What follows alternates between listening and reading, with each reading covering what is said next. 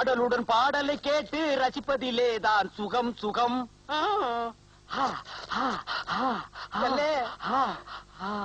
அல்லே என் பொஞ்சாய் செத்து போயிட்டான். அட பாவமே, எப்படா செத்தா? அந்த கொடுமையை வாயாலே எப்படின்னே சொல்லு. சரி சொல்லாம போ. உங்ககிட்ட சொல்லாம இந்த நாய் வேற யாருக்கிட்டனே போய் சொல்லு. சரி சொல்லு நாயே. அந்த கொடுமையை வாயாலே எப்படின்னே சொல்லுவேன். அங்க பாத்தியா, ஆட்டுக்கல்லு மேல உட்கார்ந்து ஒருத்தன் தேங்காய கரண்டிட்டு இருக்கானே, அவனை எப்படி அடிக்கிறதுன்னு தெரியாம நான் வேகாலத்தில் இருக்கிறேன்.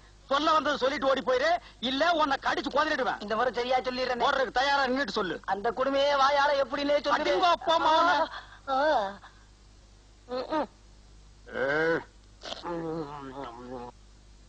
இவன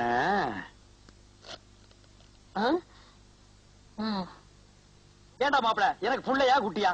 எனக்கு அப்புறம் நீ தானடா வாரிசு. இந்த மேட்டுப்பட்டிக்கே நீ தானடா மிராஸ்தார் ஆக போற. இப்படி ஆட்டுக்கல்லு மேல உட்கார்ந்து தேங்காய் கண்டிட்டு இருந்தா எப்படி மிராஸ்தார் ஆகுறது? ஊருக்குள்ள 4 பேர் நல்ல பேர் வாங்க வேண்டாம்? நல்ல பேர்னா எப்படி எடுக்கிறது? நம்ம வடிவேறு பொண்டாட்டி செத்து போயிட்டா, அவனை போய் பார்த்து 4 வார்த்தை நல்ல வார்த்தை சொல்லிட்டு வா. நல்ல வார்த்தைன்னா எப்படி? அப்படி கேளு என்கிட்ட. போன வாரம் குருசாமியோட அம்மா செத்து போயிட்டா. அவன் என்கிட்ட வந்து அழுதான். நான் போய், அடே குருசாமி, உங்க அம்மா உனக்கு மட்டும் தானே அம்மா, எனக்கு தான் அம்மா, ஏன் இந்த ஊருக்கே அவங்க அம்மான்னு சொன்னேன். அப்பதான் அவன் மனம் கொஞ்சம் தளர்ச்சி அடையாம இருந்தது. அம்மா செத்ததுக்கே இப்படின்னா பொண்டாட்டி செத்ததுக்கு எப்படி சொல்லணும்னு உனக்கு தெரியாதா? இவ்வளவுதானா? இது கூட தெரியாட்டா நான் எப்படி பண்ணையாறது?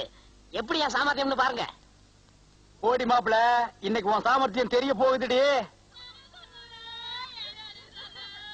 கவலைப்படாத வடிவேலு, நாம கொடுத்து வச்சது அவ்வளவுதான்.